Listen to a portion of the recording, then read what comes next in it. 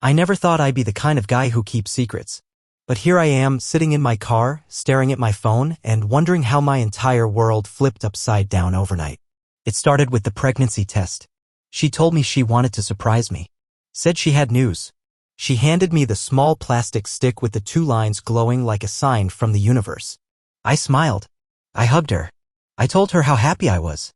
But inside, my head was screaming, this can't be real. Because I had a vasectomy 3 years ago. And I never told her. I didn't plan on keeping it a secret forever. But back then, when I made the decision, I convinced myself it was for the best. After our second child, I was exhausted. Mentally, physically, and emotionally. My wife wanted a big family. She dreamed of a house full of kids, noise, chaos, the whole cliché picture. But I was burnt out. I scheduled the procedure in secret. I told myself it was temporary. Maybe one day we'd revisit the idea. But the truth is, I just didn't want to talk about it. I was scared she'd be angry. Scared she'd see me as less of a man. So I waited. And I lied. When she showed me that test, all I could think about was how to keep the truth buried deeper. How to play the part of the loving husband who's overjoyed. I told myself maybe the doctors were wrong. Maybe the procedure failed. I went to the clinic the next day. Got the sperm count test done. When the results came back, 0 sperm. No chance of natural pregnancy. My heart dropped. I didn't want to believe it. But the math didn't lie. The baby wasn't mine. I stared at the sterile report, tears blurring my vision. That paper wasn't just numbers. It was a verdict on my marriage. The rest of that week was a blur. I was watching my wife closely. Her smiles, her phone, her sudden work meetings that dragged late into the night. She changed. Or maybe I just saw her differently now. One evening, she told me she was going to the gym. I didn't think much of it at first, but something in my gut told me to follow. I stayed in the shadows as she pulled into a quiet neighborhood and knocked on a door. A man opened it. Not just any man. A stranger with a confident grin and arms strong enough to make my chest tighten. I didn't move. I watched her step inside like she belonged there. The minutes stretched into what felt like an eternity. Every second felt like a knife twisting deeper into my chest. When she finally came out, she didn't see me. She never noticed the silence watching her from the car. I didn't say a word to her that night. I just packed a bag. The next morning, she woke up confused. I was already gone.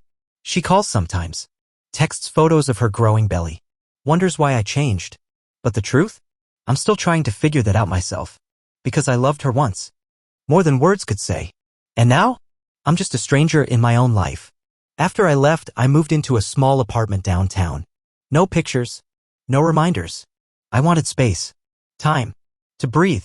To think. I called a therapist. The first session was awkward. I didn't want to open up. But after hours of silence, something broke. I told him everything. The vasectomy secret. The suspicion. The heartbreak. He told me something I'll never forget. Sometimes, betrayal isn't about the person you thought you loved. It's about the story you believed. That hit me hard. I had built this perfect image of my wife in my mind. An image that shattered the moment I realized the truth. I never confronted the other guy. Part of me wanted to punch him in the face. Part of me wanted to disappear. I found out his name was Mike. He was younger. Charismatic. The kind of guy who laughs too loud and talks too much. But I was the one who felt small. Like I had failed as a husband. I searched their social media. Photos of them together, smiling, looking happy. The kind of happy I thought was reserved for me. It was humiliating. I hated the lies. But I hated the silence more. Our 2 kids don't know yet. I'm not sure if I want to tell them. They still call her Mom. Sometimes I wonder if they'll feel torn. If they'll choose sides. I think about my son's face when he asks me why I'm not home. Or my daughter's laughter echoing in the halls we once shared. I hate the thought of breaking their world. But I also hate living a lie. A month after I left, I got a call from my wife. Her voice was trembling. She sounded broken. She said she wanted to meet, to talk. I agreed. We met at a small cafe. She cried. I listened. She confessed. The affair started after I stopped talking about our future. She felt lonely, unseen. She didn't mean for it to go this far. She wanted me to fight for us. I looked at her and saw a woman I barely recognized. The woman who once promised me forever was now a stranger asking for forgiveness. I don't know what the future holds. We're trying counseling, trying to rebuild trust from the ruins. But some days, the pain feels too big, like it will swallow me whole. I still love her, but I'm scared. Scared to be hurt again. If you're listening to this, maybe you've been betrayed too. Maybe you've been the secret keeper. Maybe you're the one lying to yourself. I don't have answers. Just this, love isn't always enough. Sometimes it's the truth that sets you free.